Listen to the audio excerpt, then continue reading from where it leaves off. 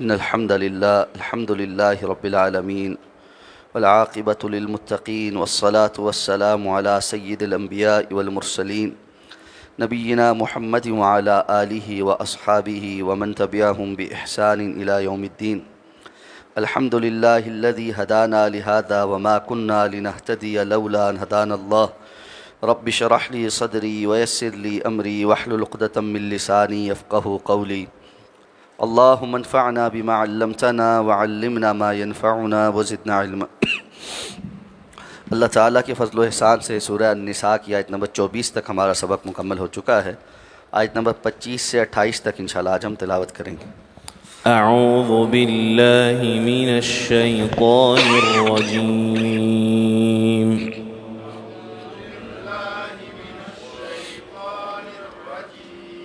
بسم اللہ الرحمن الرحیم.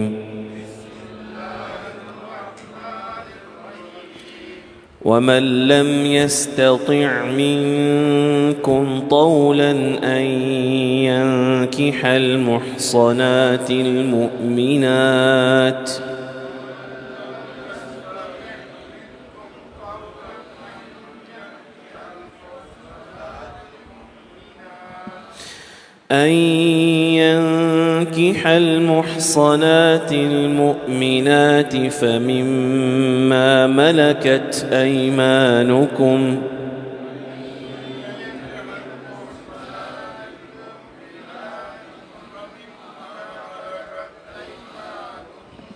فمما ملكت أيمانكم من فتياتكم المؤمنات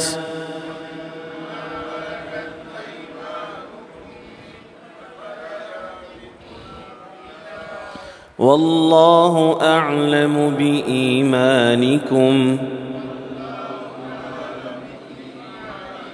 بعضكم من بعض فانكحوهن بإذن أهلهن وآتوهن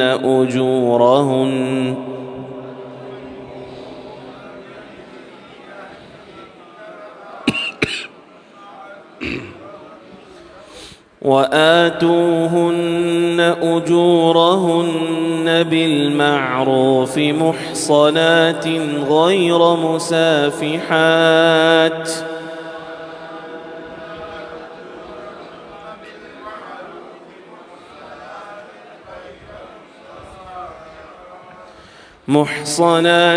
غير مسافحات ولا متخذات أخدان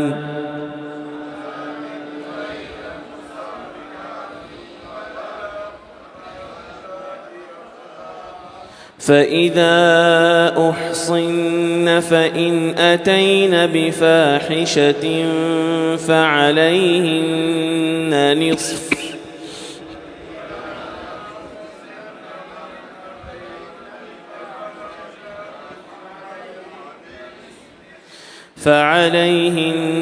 نصف ما على المحصنات من العذاب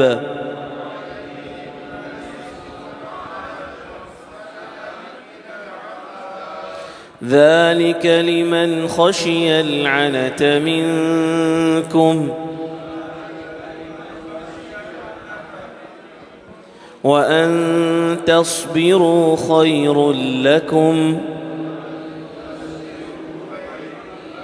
والله غفور رحيم. يريد الله ليبين لكم ويهديكم سنن الذين من قبلكم ويتوب عليكم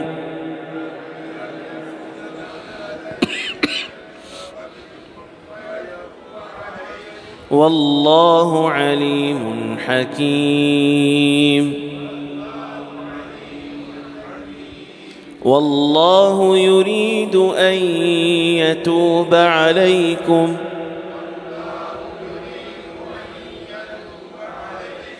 ويريد الذين يتبعون الشهوات أن تميلوا ميلا عظيما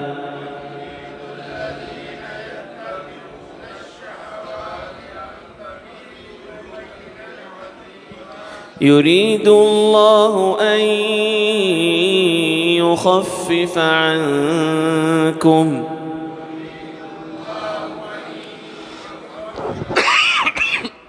وخلق الإنسان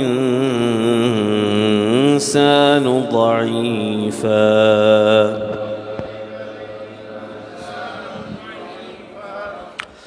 ومن لم يستطع منكم طولا ان ينكح المحصنات، اور تم میں سے جو استطاعت نہ رکھے مالی طور پر کہ وہ آزاد عورت سے نکاح کرے، المؤمنات مومنہ عورتوں میں سے، فمما ملکت ایمانکم، تو پھر ان میں سے جن کے مالک تمہارے دائیں ہاتھ بنے ہیں، من فتیاتکم المؤمنات، تمہاری لڑکیوں میں سے جو مومنہ ہوں، واللہ اعلم بایمانکم، اور اللہ تمہارے ایمان کے بارے میں زیادہ علم رکھتا ہے، بعضکم من بعض، تم میں سے بعض سے ہیں، فانکحوہن باذن اہلہن، تو پس ان سے نکاح کر لو ان کے مالکوں کے اجازت سے، وآتوہن اجورہن بالمعروف، اور ان کو ان کے مہر دو اچھے طریقے سے، محصنات، اس حال میں کہ نکاح کرنے والی ہوں، غیر مصافحات، بدکاری کرنے والی نہ ہوں، ولا متخذات اخدان، اور نہ ہی چھپی ہوئی یاری لگانے والی ہوں، فَإِذَا أُحْصِنَّ، تو پس جب وہ نکاح کر لیں، فَإِنْ أَتَيْنَ بِفَاحِشَةٍ، تو پھر وہ اگر وہ کوئی فحاشی کا ارتکاب کریں، فَعَلَيْهِنَّ نِصْفُ مَا عَلَى الْمُحْصَنَاتِ مِنَ الْعَذَابِ، تو ان کے اوپر نصف ہے جو عذاب کسی آزاد عورت کا ہے، ذَلِكَ لِمَنْ خَشِيَ الْعَنَتَ مِنْكُمْ، یہ اس لیے کہ جو تم میں سے گناہ سے بچنا چاہے، وَأَن تَصْبِرُوا خَيْرٌ لَكُمْ، اور تم صبر اختیار کرو تو وہ تمہارے لیے زیادہ بہتر ہے، واللہ غفور الرحیم، اور اللہ تعالیٰ بہت زیادہ بخشنے والے، بار بار رحم فرمانے والے ہیں۔ یرید اللہ لیبین لکم، اللہ چاہتا ہے کہ تاکہ تمہارے لیے کھول کر بیان کر دے، ویہدیکم سنن الذین من قبلکم، اور تمہاری رہنمائی کرے اس رستے کی جانب جس پر تم سے پہلے بھی تھے، ویتوب علیکم، اور تمہاری توبہ قبول کرے، واللہ علیم حکیم، اور اللہ بہت زیادہ علم رکھنے والا، بہت زیادہ حکمتوں والا، واللہ یرید ان یتوب علیکم، اور اللہ چاہتے ہیں کہ وہ تمہاری توبہ قبول کریں، وَيُرِيدُ الَّذِينَ يَتَّبِعُونَ الشَّهَوَاتِ، اور وہ لوگ جو شہوات کی خواہش پرستی کے پیچھے چلتے ہیں، وہ چاہتے ہیں ان تمیلوا میلا عظیما، کہ تم رخ پھیر لو، پھر جاؤ، بہت دور پھر جانا، یرید اللہ ان یخفف عنکم، اللہ چاہتے ہیں کہ وہ تمہارے اوپر تخفیف فرما دیں، وخلق الانسان ضعیفا، اور انسان تو کمزور ہی پیدا کیا گیا ہے۔ گزشتہ آیت میں ارشاد فرمایا کہ تمہارے لیے حرمت والے رشتوں کے علاوہ غیر شادی شدہ عورتوں سے نکاح کرنا، یا جو تمہاری اپنی ملکیت میں لونڈیاں ہیں ان سے تعلق قائم کرنا، یہ جائز ہے، اور اس طرح کہ تم جو خواتین جن سے تم نکاح کرنا چاہتے ہو ان سے نکاح کرنے والے ہو، بدکاری کروانے والے نہ ہو، اور یہ کہ تم ان کا حق مہر ادا کرو۔ اب فرمایا کہ جو لوگ تم میں سے آزاد مسلمان مومنہ عورتوں سے نکاح نہیں کر سکتے، کہ ان کے نکاح کے لیے جو لوازمات چاہیے، ظاہر بات ہے کہ آزاد مسلمان عورت کا جو مہر ہے وہ زیادہ ہے، اور اسی طرح اس کے نان نفقے کے اخراجات زیادہ ہیں، تو پھر اور اس کو آیت کے آخر میں جو کہا کہ ذَلِكَ لِمَنْ خَشِيَ الْعَنَتَ مِنْكُمْ، یہ اس کے لیے حکم ہے جو تم میں سے گناہ میں پڑنے سے ڈرتا ہو، یعنی اس کو اتنا اب خطرہ لاحق ہو گیا ہے کہ اگر میں نے نکاح نہیں کیا تو میں بدکاری کا ارتکاب کر بیٹھوں گا، اور ایسے میں وہ اپنے پاس ایسی استطاعت بھی نہیں پاتا مالی طور پر کہ کسی آزاد مسلمان خاتون سے نکاح کر کے اس کے نان نفقے اور دیگر معاملات کو صحیح طریقے سے پورا کر سکے، تو پھر کہا کہ تمہاری جو لونڈیاں ہیں ان میں سے جو مومنہ ہیں ان سے نکاح کر لو۔ اب ان سے کون سی لونڈیاں مراد ہیں؟ یہ انسان کی اپنی ملکیت میں لونڈی نہیں، کیونکہ اس کا ذکر تو اوپر والی آیت میں ہو گیا، الا ما ملکت ایمانکم، اور جس شخص کے ملکیت میں کوئی لونڈی ہو تو اس کے ساتھ تعلق قائم کرنے کے لیے نکاح کی ضرورت ہی نہیں. یہ وہ کہ جس کی ملکیت میں اپنی کوئی لونڈی نہیں اور اس کو کسی آزاد خاتون کا رشتہ بھی نہیں میسر آ رہا تو وہ کسی کی مومنہ لونڈی سے اس کی اجازت سے نکاح کر لے. تو کسی اور شخص کا کسی کی لونڈی کے ساتھ تعلق قائم کرنے کے لیے اس کو نکاح کے اندر لینا ضروری ہے. اور جب وہ خاتون یعنی وہ لونڈی نکاح کر لے گی، خواہ ابھی وہ آزاد نہیں ہوئی لیکن اب جو اس کا مالک ہے وہ اس کے ساتھ کوئی تعلق نہیں قائم کر سکتا کیونکہ اب وہ کسی کی منکوحہ، تو وہ جو ایک اجازت تھی وہ اب ختم ہو. اب اس کا حکم نکاح والی خاتون کا ہی ہے. جس طرح کوئی منکوحہ خاتون اس کے ساتھ کسی کا جنسی تعلق قائم کرنا شوہر کے علاوہ حرام ہے، اس طرح اس کے مالک کے لیے بھی اس کے ساتھ تعلق قائم کرنا حرام. تو اللہ تعالیٰ نے فرمایا کہ پھر واللہ اعلم بایمانکم بعضکم من بعض. اب ظاہری طور پر ایمان کا کیسے معاملہ ہوگا کہ اگر کوئی خاتون جو غلام ہے یا لونڈی ہے وہ اپنے ایمان کا اظہار کر کلمہ پڑھ رہی ہے تو وہ مومنہ ہے. اب ایسے میں زیادہ چھان پٹک کے پتہ نہیں مومنہ ہے یا نہیں ہے، کسی سے نکاح کرنے کے لیے کلمہ پڑھ رہی ہے کچھ، اللہ فرماتے ہیں اللہ ہی بہتر جانتے ہیں تمہارے ایمانوں کے بارے میں. یعنی کوئی انسانوں کو دھوکہ دے سکتا، اللہ کو نہیں دھوکہ دے سکتا. دوسرا بعضکم من بعض، تم میں سے بعض سے ہیں، یعنی سب آدم علیہ السلام کی اولاد ہو. اس لیے اگر کوئی آزاد خاتون سے نکاح کا سبیل نہیں پیدا ہو رہی تو اس معاملے میں کسی غلام یا لونڈی سے اس لیے نکاح کرنے سے مت ہچکچاؤ کہ وہ لونڈی ہے، بلکہ اپنے ایمان کی حفاظت کی طرف جاؤ اور اس سے نکاح کر لو. لیکن اس معاملے میں فَانْكِحُوهُنَّ بِإِذْنِ أَهْلِهِنَّ، یہ نکاح اس کے جو اہل ہے، اب اہل کون ہے یہاں پہ؟ اس کا جو اس کا مالک ہے، اس کی اجازت سے ہوگا. جس طرح آزاد خاتون کے لیے نکاح اس کے ولی کی اجازت سے ہوگا، چھپ کر نہیں ہو سکتا، بھاگ کر نہیں ہو سکتا. بالکل اسی طرح کسی لونڈی سے نکاح اس کے مالک کی اجازت سے ہوگا. وَآتُوهُنَّ أُجُورَهُنَّ، اور اسی طرح ان کے حق مہر بھی دینے ہوں گے. یعنی نکاح کی جو شرائط ہیں وہ اسی طرح ہیں کہ نکاح ولی کی مالک کی اجازت سے ہوگا اور اس میں حق مہر بھی ہوگا اور گواہ بھی ہوں گے.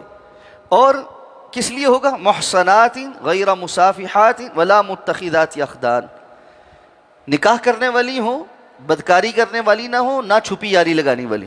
اس کا معنی کیا ہو گیا؟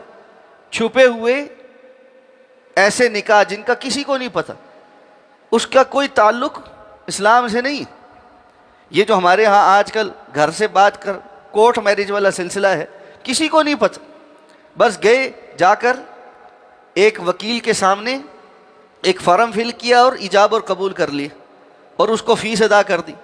کسی کو نہیں پتہ، لڑکے کے بھی گھر میں کسی کو نہیں پتہ، لڑکی کے بھی گھر میں کسی کو نہیں پتہ، ولی کی اجازت کوئی نہیں، اور اپنی طرف سے یہ ایجاب قبول کر کے کہا کہ جی چلو ہمارا نکاح ہو گیا. اس قسم کے نکاح چھپی ہوئی دوستیاں ہیں، اس کے علاوہ کچھ نہیں. اس لیے اسلام نے نکاح کے متعلق یہ حکم دیا ہے. رسول اللہ صلی اللہ علیہ وسلم کی حدیث کیا ہے؟ اعلنوا بالنکاح، نکاح کا اعلان کرو. اور اس کا اعلان کیا ہے کہ کم از کم نمبر 1 لڑکی کے ولی کا ہونا ضروری، اس کی اجازت کے ساتھ وہ نکاح ہو، یعنی لڑکی کے گھر والوں کو پتہ ہو. اور دوسرا لڑکے کے گھر والوں کو اگر نہیں بھی پتہ کیونکہ وہ خود آزاد ہوتا ہے، پھر بھی 2 گواہ معتبر لوگ اس کی اس نکاح کے گواہ ہوں تاکہ کل کلاں کو اگر کسی جگہ کوئی مسئلہ بن جائے وہ گواہی دے سکیں کہ یہ اس کی منکوحہ ہے، اس کا کوئی حرام تعلق نہیں ہے اس کے ساتھ. اور یہ کم از کم، وگرنہ نکاح کا اعلان جس طرح باضابطہ اعلان نکاح ہوتا ہے، اور اسی لیے ولیمہ کرنے کا حکم دیا ہے تاکہ قریبی کچھ لوگ اس کے اس شادی کے گواہ بن جائیں، اس کے ولیمے کی دعوت کھائیں، اس کی خوشی میں شریک ہوں، تاکہ اس کے لیے معاشرے کے اندر کسی قسم کا اتہام اور تہمت لگنے کا اندیشہ نہ رہے. تو یہ جو چھپی ہوئی دوستیاں اور چھپے ہوئے نکاح اور ولی کو پتہ ہی کوئی نہیں، اس قسم کی کوئی نکاح اسلام میں اس کی کوئی اجازت نہیں. آزاد مسلمان عورت کے لیے رسول اللہ صلی اللہ علیہ وسلم نے واضح طور پہ فرمایا لا نکاح الا بولی، کوئی نکاح نہیں ولی کی اجازت کے بغیر. اور دوسری جگہ آپ نے فرمایا ایما امرأۃ نکحت بغیر اذن ولیھا فنکاحها باطل باطل باطل، ہر وہ خاتون جو اپنی ولی کی اجازت کے بغیر نکاح کرے اس کا نکاح باطل ہے باطل ہے باطل ہے. تو ایسا کوئی نکاح منعقد ہی نہیں ہوتا. اس لیے یہ عام طور پر مردوں کا ایک جھانسا ہے خواتین کو استعمال کرنے کے لیے کہ بتانا بھی کسی کو نہیں، کورٹ میں جا کے 2 لفظ بول کے وکیل کو فیس دے کر خاتون کو یہ مطمئن کر دیا کہ ہمارا تو نکاح ہو گیا، اور حالانکہ وہ نکاح منعقد ہی نہیں ہو. اور پھر کل کو جب چھوڑنا ہے تو بڑا آسان ہے کہ کسی قسم کی کوئی کاغذی کارروائی نہیں، کوئی گواہی نہیں، کوئی نکاح کی رجسٹریشن نہیں، کوئی حکومتی اداروں میں رجسٹریشن نہیں، تو چھوڑنے میں کوئی مسئلہ نہیں. اگر پہلی بیوی کو یا خاندان والوں کو پتہ لگ گیا، کوئی پریشر آیا تو چپ کر کے کہہ دیا جی میں نے تو طلاق دے دی ہے، اور اس طلاق کے پیچھے اس خاتون کا جو دوسرا نکاح کرنے والی ہے اس کا کوئی پرسان حال نہیں، کوئی پتہ نہیں. تو یہ کیسز روز ہمارے پاس آ رہے. تو اسلام نے ان ساری چیزوں کا سد باب کیا ہے اور مسلمان خواتین کے حقوق کی پاسداری کی. تو فرمایا اب ایسا ہے کہ اگر وہ نکاح کر لیں اور اس کے بعد یعنی وہ لونڈی جو ہے جس نے کسی مسلمان آزاد مرد کے ساتھ نکاح کر لیا ہے، اس کے بعد اگر وہ کوئی فحاشی کا ارتکاب کرتی ہے یعنی بدکاری کر بیٹھتی ہے، تو چونکہ وہ لونڈی ہے اس کے حقوق کم ہیں، اس اعتبار سے اس پر سزا بھی کم ہے. یعنی اسلام نے بیلنس رکھا کہ جہاں اس کا معاشرتی طور پر حق کم ہے نان نفقے کے معاملات میں اور دیگر معاملات میں، وہیں پر اس پر سزا بھی کم. تو حضرت عمر رضی اللہ تعالیٰ عنہ کے دور میں صحابی بیان کرتے کہ حضرت عمر رضی اللہ تعالیٰ عنہ نے چند حکومتی جو ابھی مال غنیمت میں ہی لونڈیاں تھیں، یعنی ابھی تقسیم نہیں کیا گیا تھا، ان کی بدکاری پر ان کو 50 کوڑے لگوائے کہ ان کا عام مسلمان آزاد خاتون کے مقابلے میں نصف جو ہے وہ ان پر حد قائم ہوگی. تو اللہ نے فرمایا ذالک لمن خشی العنۃ منکم، لیکن یہ ساری ارینجمنٹ کس کے لیے ہے؟ جو تم میں سے گناہ سے بچنا چاہتا ہو. وَأَن تَصْبِرُوا خَيْرٌ لَكُمْ، اور یہ کہ تم صبر کرو یہ تمہارے لیے زیادہ بہتر.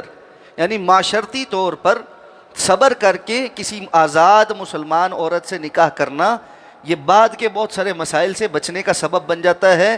اس لیے کہ اگر کسی نے لونڈی سے نکاح کیا اور اس سے اولاد ہوئی تو اس لونڈی کی اولاد اس شخص کی ملکیت ہے جس کی وہ لونڈی ہے.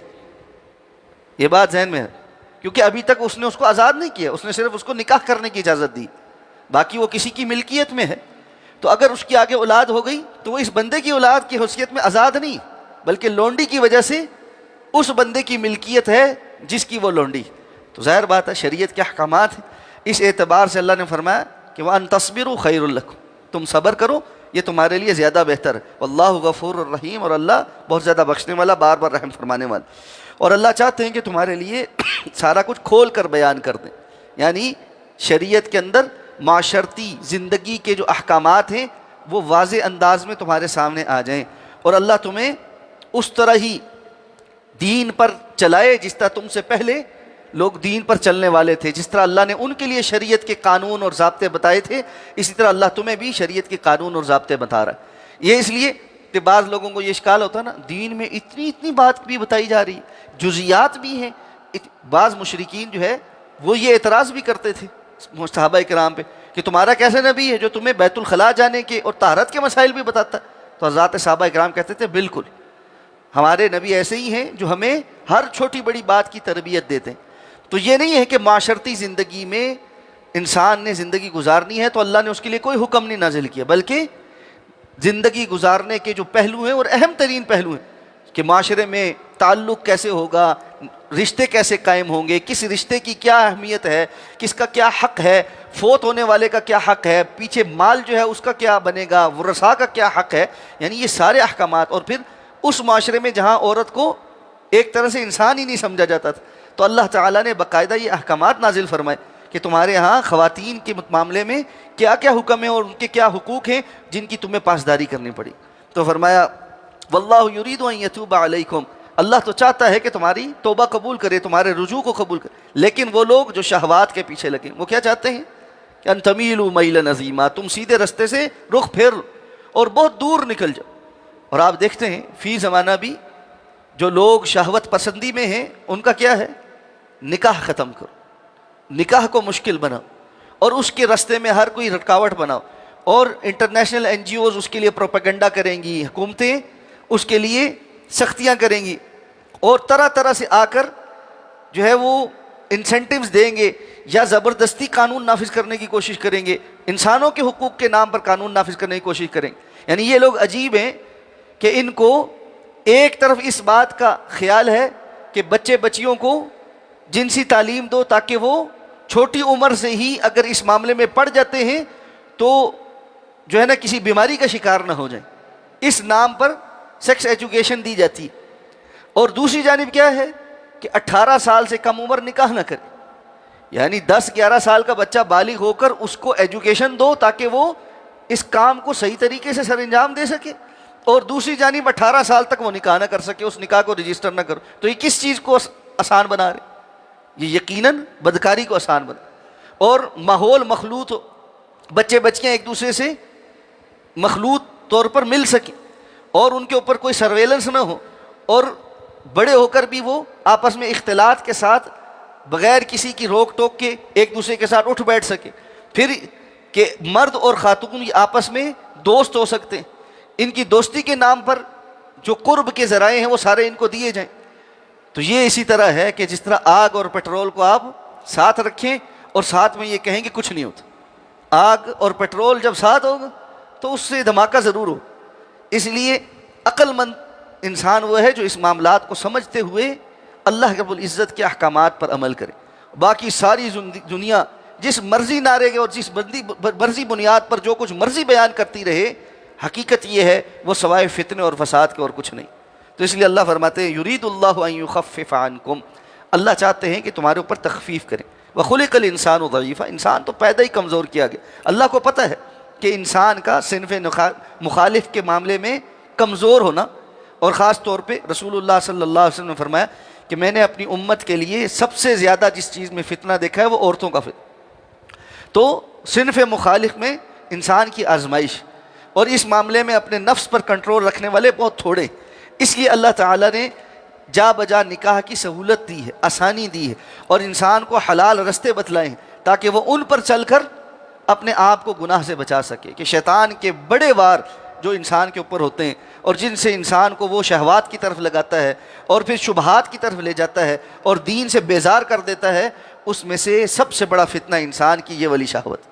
اور اس کے نتیجے میں پھر لوگ آگے چلتے چلتے جب دین شہوت کے راستے میں رکاوٹ بنتا ہے تو دین کے متعلق شبہ میں جانا شروع. حقیقت یہی ہے, اگر آپ پاکستان کے اندر ارد گرد دیکھیں تو جو ملحد ہیں, جو دین کے متعلق شبہ میں ہیں یا اللہ رب العزت کے متعلق کہتے ہیں جی کوئی رب نہیں کوئی دین نہیں, ان کو پھلورے ہیں تو ان کا اصل مسئلہ شہوات ہے, ان کا اصل مسئلہ شبہات نہیں.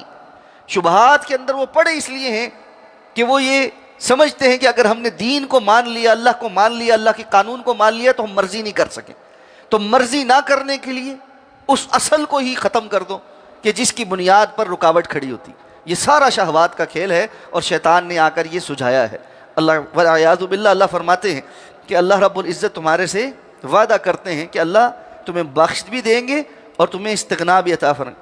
اور شیطان کیا کرتا ہے, یعدکم الفقر ویأمرکم بالسوء والفحشاء, وہ تمہیں فقر کے وعدے دیتا ہے, ڈراوے دیتا ہے, اور تمہیں برائی کے اور فحاشی کے حکم دیتا ہے.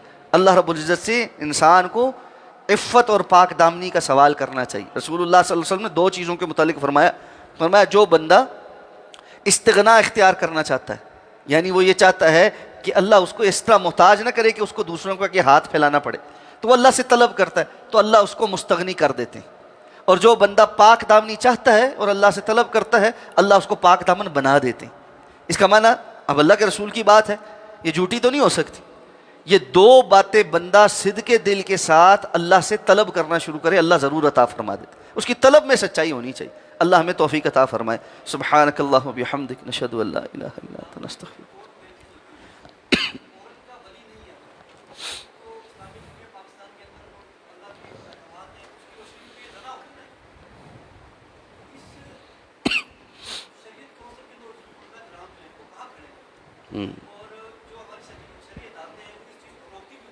اچھا, نمبر 1 یہ کہ ہمارے ہاں مسئلہ یہ ہے کہ ہمارے ہاں چونکہ پاکستان میں عمومی طور پر فقہ حنفی کو فالو کیا جاتا ہے. فقہ حنفی اس معاملے میں یہ کہتی ہے کہ یہ جو احادیث ہیں اس میں جو شرط ہے ولی کی, یہ جو ہے نا یعنی اچھی اور افضل بات ہے, لیکن اگر ولی کی اجازت کے بغیر کوئی خاتون نکاح کر لیتی ہے تو وہ گناہگار ضرور ہوتی ہے, لیکن اس کا یہ عقد منعقد ہو جاتا ہے. وہ کیا کہتی ہے, عقد منعقد ہو جاتا ہے. ان کے نزدیک اگر کوئی لڑکا لڑکی بیٹھ کر آپس میں یہ کہہ دے ایک دوسرے کو، لڑکا کہے میں نے تجھے آج اپنی بیوی کے طور پر جو ہے نا اپنے نکاح میں لیا، اور عورت آگے سے کہہ دے کہ ہاں ٹھیک ہے میں نے قبول کیا، تو تب بھی نکاح ہو جاتا ہے، چاہے بندہ ایک بھی نہ ہو، چاہے گواہ بھی نہ ہو، چاہے مہر بھی نہ ہو، کچھ بھی نہ ہو، اگر کسی نے اس طرح ایجاب قبول کیا تو ہو جاتا ہے۔ اب اس کے پیچھے ایک بڑی تفصیلی بحث ہے کہ وہ اس میں عقلانی طور پر یہ کہتے ہیں جی عقد جو ہوتا ہے وہ دو بندوں کے درمیان ہوتا ہے، اور اس کا فلاں ہوتا ہے اور یہ ہوتا ہے، اور اس میں ترازی ہے، اور اس میں آپس میں دو بندے اگر کسی شرط پہ راضی ہو جائے تو وہ رضامندی ہے، ٹھیک ہے اس میں وہ گنہگار ہوں گے کچھ چیزیں نہ کرنے کی وجہ سے، لیکن بہرحال وہ عقد ہو جائے گا۔ لیکن نکاح کوئی عام عقد نہیں ہے، اسلام میں جس طرح مختلف قسم کی چیزوں کو خصوصیت حاصل ہے، اسی طرح نکاح کو ایک خصوصیت حاصل، اور یہ عام انسانی معاملات کے عقود کی طرح نہیں ہے کہ بیٹھ کے دو بندوں نے آپس میں کہا جی ٹھیک ہے میں بیچتا ہوں، وہ کہتا میں لیتا ہوں، گواہ نہیں بھی رکھے تو تب بھی بیع ہو جاتی۔ یہ ایک خاص عقد ہے جس کی خاص شرائط ہے، اور اللہ تعالیٰ کی طرف سے ان شرائط کے مطابق ہی ہوتا ہے، اور اللہ کے رسول صلی اللہ علیہ وسلم نے بیان فرما دی۔ تو اس لیے پاکستان میں کورٹس میں یہ چیز چل جاتی ہے کہ جی اگر دو بندوں کے سامنے، یعنی گواہی تو وہ ڈالتے ہیں نا رسمی والی، جو کرائے کے جو گواہ ہیں وہ تو ڈالتے ہیں نا، وہ تو وہ کرائے کے گواہوں نے بیٹھ کے اگر جو ہے ایک حق مہر تھوڑا سا 32 روپے کے 100 روپے 1000 روپے 5000 روپے لکھ دیا، 5000 روپے اس نے وکیل کو دیے، چلو جی اللہ اللہ خیر صلاح یہ نکاح ہو گیا۔ لیکن وفاقی شرعی عدالت اور اسلامی نظریاتی کونسل دونوں اس پہ سفارشات کر چکے ہیں کہ اس قسم کا نکاح جو ہے وہ اس کو رجسٹر نہ کیا جائے۔ اب باضابطہ طور پہ ایک فیصلہ آیا ہے ہائی کورٹ کا کہ اگر کوئی لڑکی گھر سے بھاگ کر نکاح کرتی ہے اور اس کا ولی آتا ہے اور کہتا ہے کہ اس نے میری اجازت کے بغیر نکاح کیا ہے تو اس کا نکاح رجسٹر نہیں ہوگا۔